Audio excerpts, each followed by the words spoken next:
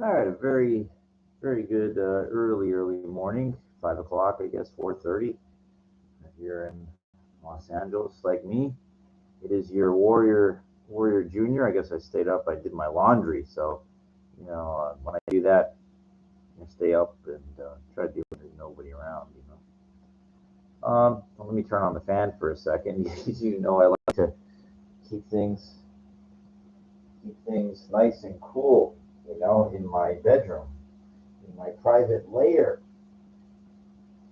You know, I kind of look at this when I do these episodes. It's kind of like a Mister Rogers neighborhood. It's a beautiful day in the neighborhood, won't you be? Won't you? That movie with, excuse me, they made with Tom Hanks. They made him out to be a pervert or some kind of weirdo, like a horror. It's weird the way they made him. He's like, yeah, like that was just freaking weird. Like Fred Rogers was anything but that. He wasn't a creepo. He was entertaining kids. He was doing it. He was doing it to the kids. He was doing it for the kids. And people generations grew up with that guy. Tom Hanks made him out to be a fucking gay, like a weirdo, like not oh, he's a recluse, something like that. Dude was married, dude. He didn't even talk about that. There's something wrong with Fred Rogers, like he's a pedophile or some nonsense. So untrue. I don't know why that came to me. But okay, so let's get into the narrative, the topic. The communications with women tonight, very interesting, very interesting. Um, 50 Cent, the rapper, was performing at this club called Poppy on La Cienega. Um, I have my walk route that goes, all around, basically, West Hollywood all the way, just it's miles. I walk a couple miles at least. Sometimes I'll do it twice. It's like a circuit. Um, I usually don't hang out in front of there because I've had some altercations. The tough, thuggy kind of people show up there. The tough hip hoppers, and I try not to get into that with them because if I say something to a woman, then all of a sudden, "Wait, you take me with you," and they see. So this is kind of like, um, you have to take situations and precautions, like when you're even as a warrior, because you wanna you wanna put the odds in your favor. Altercations get you nothing. Provoking dudes gets you nothing. There's a time to stand up for yourself, and there's a time not to waste your energy on dudes that's irrelevant. So I did my walk circuit, and it was really dead on the boulevard. So I wanted to in front of that poppy place, and I was like, I saw that like there were like kind of clusters of women, two and three groups and stuff. So I started talking to all of them were friendly to me. They were willing to let me talk to them, and I said, so I thought about this, and so first I went. I think I talked to a group of three women, then another two women, and then I was like on my way home. But then I said, "Hey, this little magic out there. These women are being friendly tonight for whatever reason. I'm gonna go back there." So I did, and then I saw groups of groups of three women. They were sitting outside of there, and two groups, and I started just chatting it up. I asked them, I was honest with them. I was even honest. I said, "Hey, I'm not trying to get late." No, I didn't say I'm trying to get late. I said I'm working on my social skills here. I didn't say it like that, but I said, can I just ask you? And they were like, yeah. And I says, can I just ask you this, ladies, one question? And they're like, yeah, what is it? And I said, can you just tell me what your biggest dream is? And it was like I had them hooked when I said that. It was just amazing. It's a conversation starter. You're interested in more than their body. You're talking to them about them. I did that with like 2 groups, and there were like 3 Russian women. There were white people out there. It wasn't all black, so I didn't feel like I was really out of place. Um, yeah, one chick walked by me real short. Oh my god, she, and it just I didn't want to like creepy stalk, because the guys, it's just. But what I okay, so this is my point. What I yeah, I know I'm tired. I've been up all night. The observations, that I got through communication was it wasn't just a nightclub venue. There was a dude. They were there to go see a dude perform.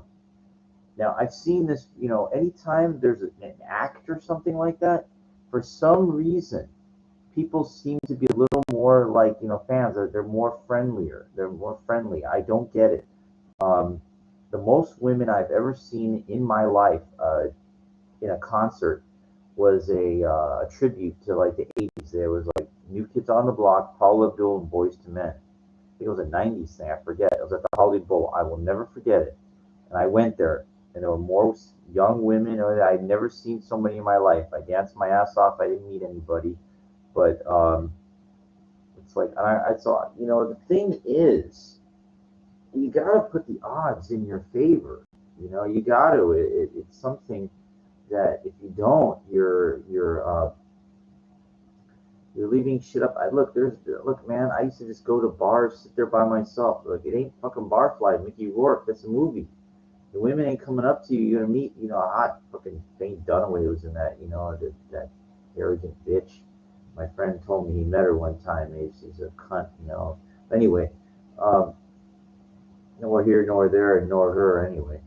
But it's like same people going to the same places.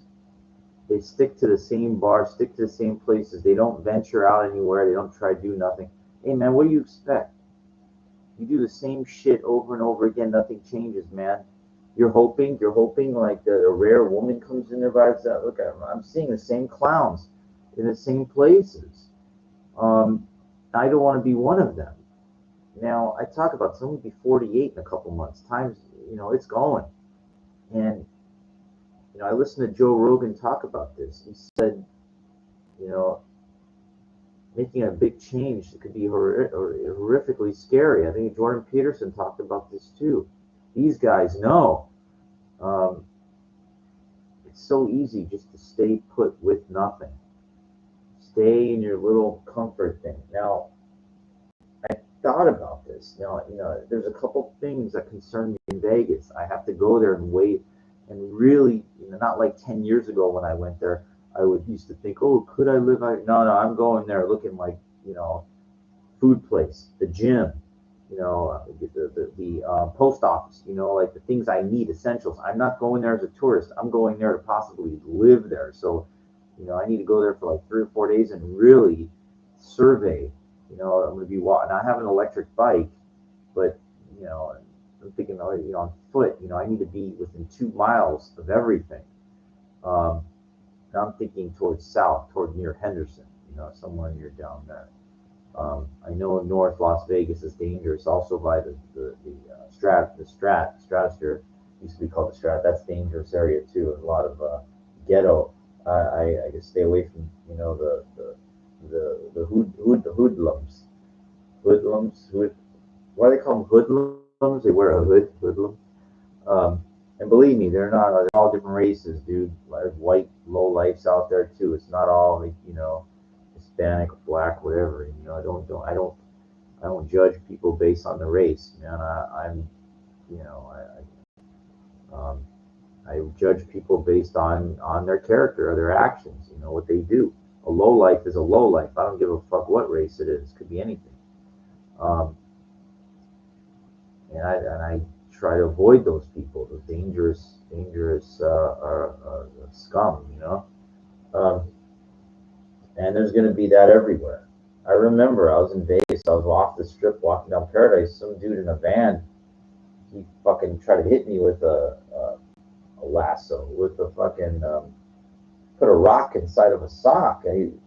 You know, it's like the Wild West when I was out there. I was like, holy shit. I think it grazed me. I don't think he hit me in the head with it, but you know, I'll never forget that. Like, holy shit. Um, I remember I got offers on low income waiting lists. I was on the waiting list for the Las Vegas, and they offered me a place. I got so excited because I thought it was going to be something nice. I looked online, it was like a ghetto kind of thing. And I said, no, what's wrong with you? Ooh, public housing hasn't got any financing in years. And I said, well, look, man, I live in a good area. I may not have nothing, but I'm not trading down at this age. I'm too old already. I need something nice. And the second thing they offered me was some outskirts near some park. It looked like a garage in a park. I go, what the fuck is this? I looked online and I said, I'm not going there. Way out, far removed. I'm not trading down, dude. I'm too old. I've seen some beautiful condos for 100,000. That was like my ultimate dream. You would think like, how hard is it to get $100,000 mortgage? It ain't that easy. If you're living on a monthly check, and it ain't enough, uh, you would think 30 years, 100,000, even the HOA fee, maybe 150 is like nothing, but they don't want to take a risk. You're um, still repairing my credit. It just takes time. Um, I just don't want to give up my last assets, just to pay off what I owe, because that wouldn't guarantee you anything anyway. I always tell you it's good to have emergency reserve. I have some gold put away. God forbid the big one, the earthquake or something. In LA, it's LA, right? God forbid the shit hits the fan, and you can't get to your bank, you can't get to this, you can't get to money, you can't get to nothing. I tell people, dude, have some couple rolls of silver eagles put away, like in your house. They're kind of heavy, I know, or some gold coins if you can afford it, dude. Something you can grab and put in your pocket. God forbid, you're in the middle of a calamity, a catastrophe, or something. Um, that shit has universal value. You know, think about this. You got some real money. Go buy a roll of them. 20 of them. You get 20 eagles in a tube. Put that in your. God forbid. I mean, I hate to say it, but what if your house is on fire or something like that? And you can only grab something. Like you can grab the gold. Like where it is. Put it in your pocket. You're fine. Um, I heard this guy had an expensive comic book collection. His apartment was building was on fire, and I think he died in the process trying to grab his comic books. His graded and run out of his apartment. They couldn't save him or his books. It was awful. I heard. I don't know if it's a rumor or what happened. That's awful. Um, so that's the problem is you got all this stuff, big stuff, that can't be saved. It's not practical. I've always liked small things too. Big things, are hard to move, literally.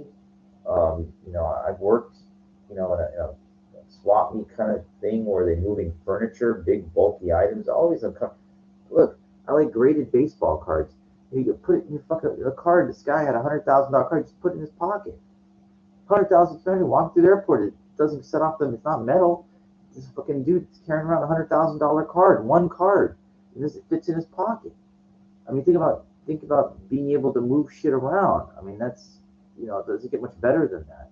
So think about that. If you don't, even though you don't like it, still it's liquid. It's easy. Like you could move shit around. Instead of you can't carry 100,000 cash on you. It's too much. It's too much paper. I guess you have a briefcase or something, but you know, I like the cards. It's easy to move. Like I got a couple baseball bats. I got one. Might sell this A-Rod bat. I'm waiting close. I got a special wrapping for it. It's this big. It's a fucking bat. I don't like dealing in bulky, weird shaped, stuff. I don't. Anyway, I thought I would share the positive from the women. You know, Yeah, there were a couple of them that physically met my fancy, but they seemed to be really standoffish. The closest, there was one chick by herself. She was on the phone. She did talk with me a little. We got a little, and she said, and I said, "You're a model?" She goes, "Yeah." Um, it was close. It was close. I just didn't move in hard enough on that. I don't know what happened. I don't know what happened. There were just a lot of people in a very condensed environment, like on a sidewalk kind of thing. And I was trying to be respectful, um, trying to work on communication more because I didn't expect, oh, you're going to get a woman, you're going to leave with them. Um, but I wore a better, I have like this green army kind of, I don't know, they have these shirts that are, they have the kind of ribbing, the ribbed down. Fits really well, it's not like this shit. Believe me. No, believe me. Look, women get dressed up when they go out. I don't get dressed up, but I wear stuff that's form fitting or not sloppy. This is sloppy. This is sloppy. And why am I doing? Because you know what? Um, this is not important. What I'm doing. What I'm doing. What I'm saying is important. So, this is the don't. This is like loose. Just comfort food, comfort clothes. Um, it's the information I'm relaying. Yeah, look, man, you see, I'm not in that the lighting. I don't. The most important thing is the point that I'm open and honest with me and with you, whoever. Nobody's listening, but maybe in the future when I'm long dead, somebody will come across this and they say, "Wow, this guy, like I really relate with him." Um, so then I did a good thing. I helped myself, and maybe I went out ahead and helped somebody else. What's wrong with that, right? Um, you know, and then that person's only going to get you're only going to get so much time anyway. I was watching on YouTube this footage of Art Atwood, um, IFBB pro bodybuilder, who was in the Olympia 2002. I happened to be in New York. I think it was a couple of years after 2004, maybe I was there, and I just happened to be walking by and I saw these big people. I said, "What's going on?" I said, "A bodybuilding show, Night of the Champions."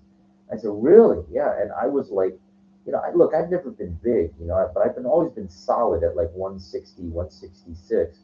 Um, and even I know that doesn't sound like a lot of weight, it's not. But if you're just about solid muscle at 100, it depends how tall you are, of course. But I'm like, I guess 5'9". I thought I was 5'10", but somewhere I gotta get myself measured. Um, but if you pump like at 166, pumped up with your solid muscle, that's not bad. It's of course it's not huge, it's not dense, but um, it's pretty solid. Like if it's solid muscle. So I'm looking at my point. The reason I said I watched this Mr. Olympia's Art Atwood. He was 5'11". He died. He died a couple years back. 5'11" at 250 back in 2002. You look at this guy, man. He did a black bam, like big thick back. Just just a beefy dude at 250, pretty damn solid.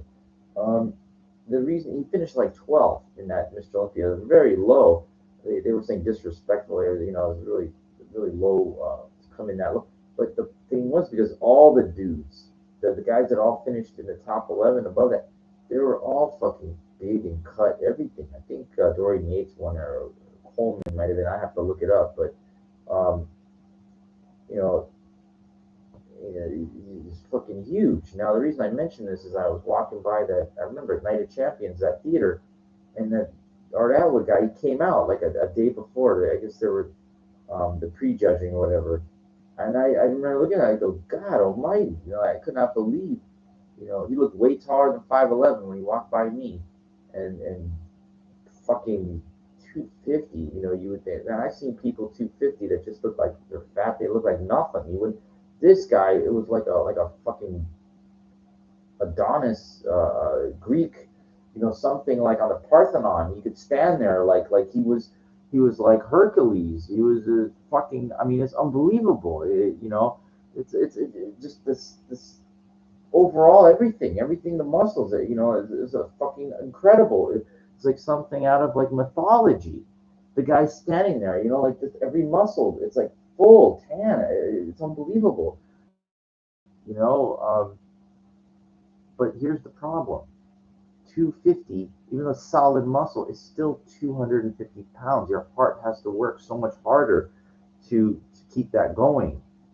And some of these guys off season, they were a lot heavier than that. So even more pressure on the heart. I know it looks incredible, but look, dude, these people are dead, and all the anabolics they're taking, it's just too much. Um, Me, I set realistic expectations. I watched a special on Scott Steiner, and he went from like big to with WWE. That was like cartoonish freak. I mean, it was ridiculous. Um, Basically, I don't think he gained that much more weight, but he really cut up, like without dropping any weight. It really, I think he just got on some hardcore anabolics for a while. Um, he looks kind of bad now, but it's just that's just scary shit, dude. Like I got my limitations, man. For me, like 200, is pretty badass in my opinion. Frank Zane won 3 Olympias at 5'9", 200. And they talk about him and said, oh, he wasn't the biggest, But dude, let me tell you something. I talked about this before. Even at 5'9", 200, dude, he could stand there in 1980. He competed against Arnold. He could hold his own against Arnold in a pose down at 200 pounds. He lost. He could hold his own. He wasn't a joke, okay? And let me tell you something. You stand next to somebody that's 5'9", 200, and absolutely solid muscle. I don't give a fuck who you fucking are.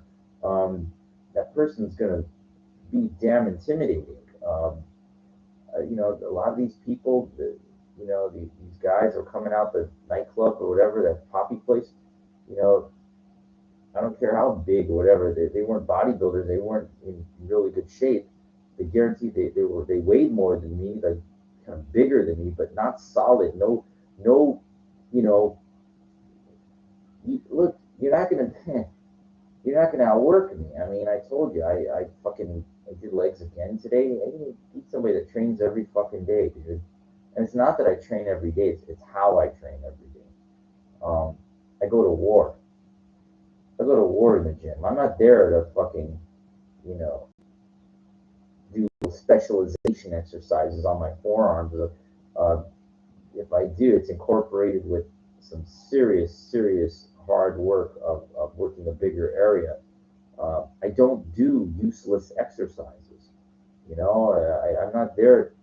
You know, the bigger areas that you work, it should take everything out of you, and it doesn't. These people, like in my gym, they barely break a sweat. They ain't there.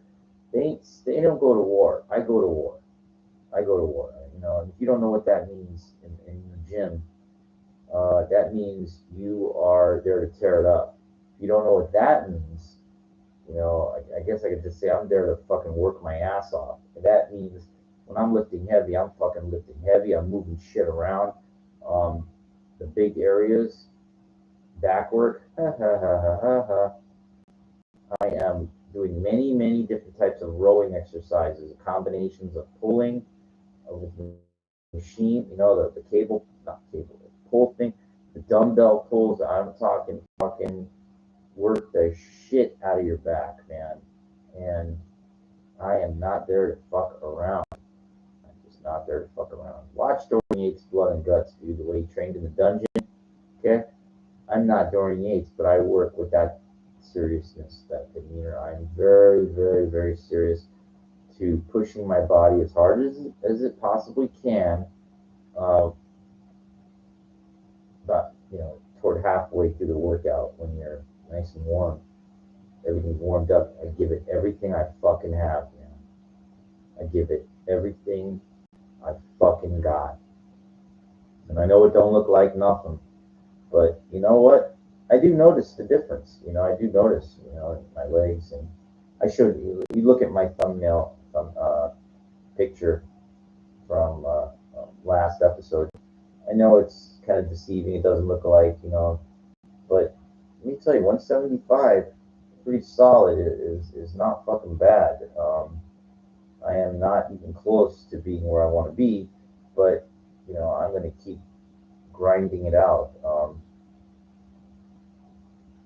I push pretty hard, and I wouldn't have it any other way, because if I'm not, I feel like I'm wasting my time. I think your body has to be forged. I think it has to be, now as people that take some serious hardcore anabolics, I've always wondered if that's just like, you know, I could, it's, how do I say this? You know,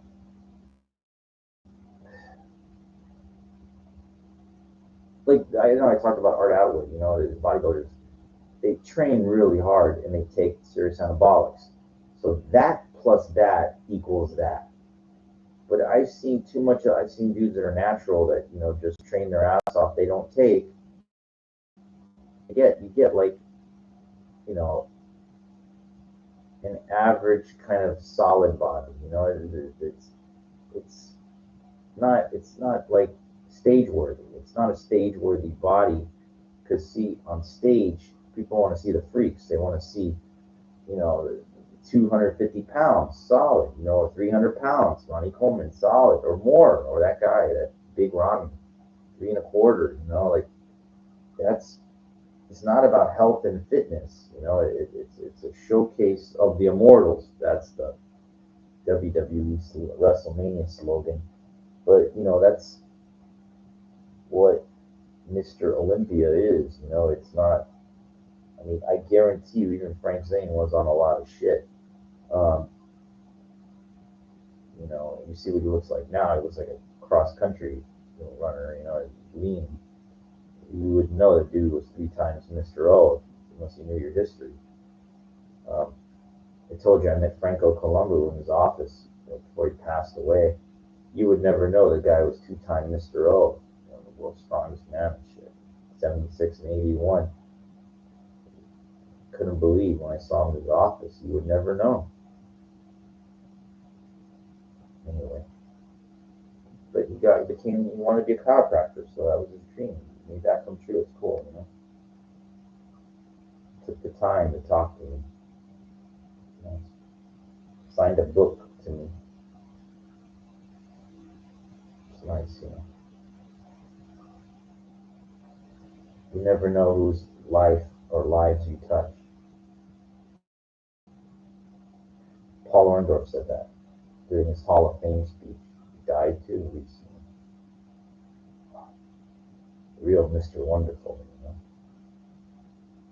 What a fucking, well, Jesus. Paul Orndorff? Jesus Christ.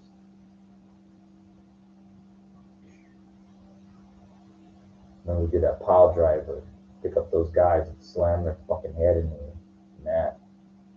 The outlawed move, not banned move, but Paul Orndorff, Jesus, build on that fucker.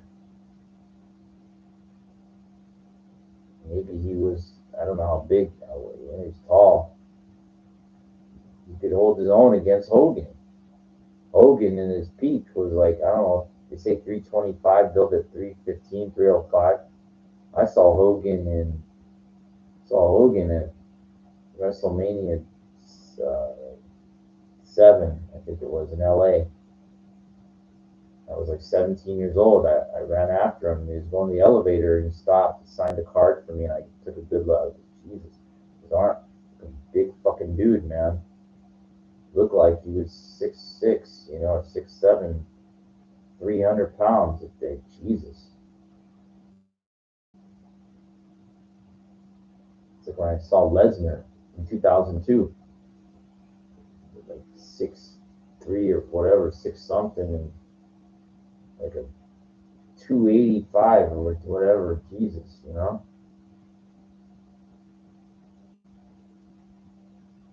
Fuck.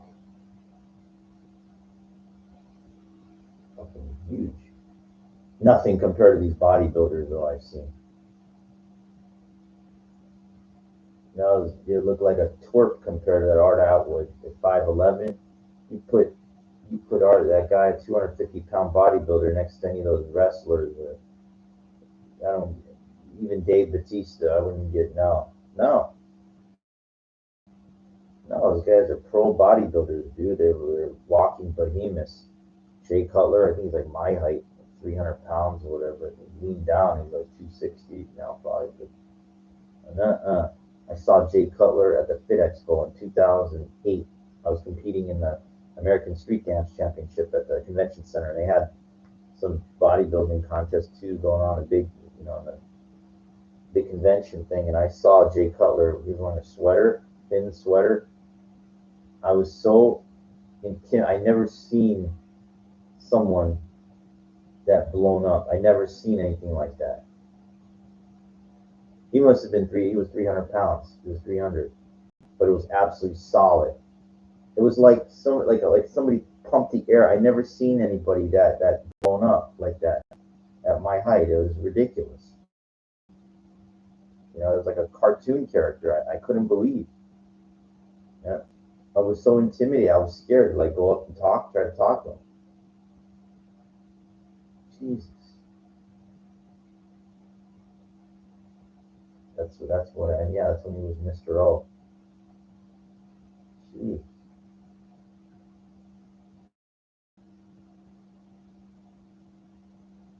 And I talked about in the last episode extraordinary, but that's ridiculous. It was like ridiculous. Just I think like it just you gotta have some type of like knowing like what what's ridiculous. I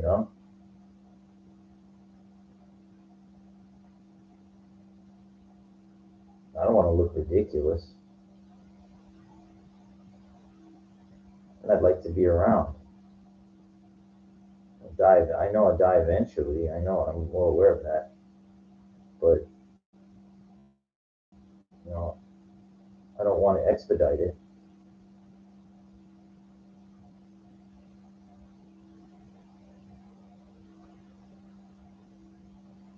Anyway, I hope you enjoyed this one. I'm gonna lay down for a bit. Get tired. Ugh.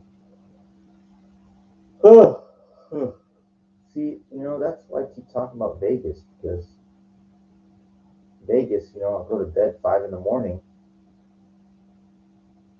That ain't like insane. LA, it's just kind of a ridiculous, you know, don't make much sense.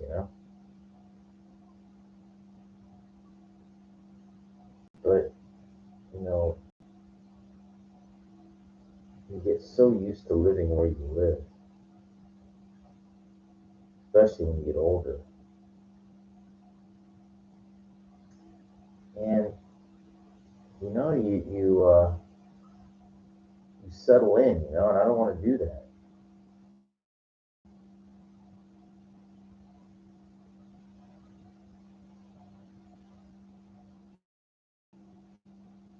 Las Vegas, I have a different attitude. I'm more happy at it.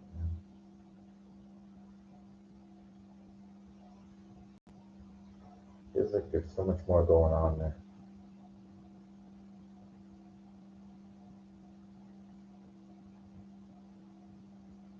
Anyway, to be continued. Hopefully. Hope you enjoyed this one. To be honest.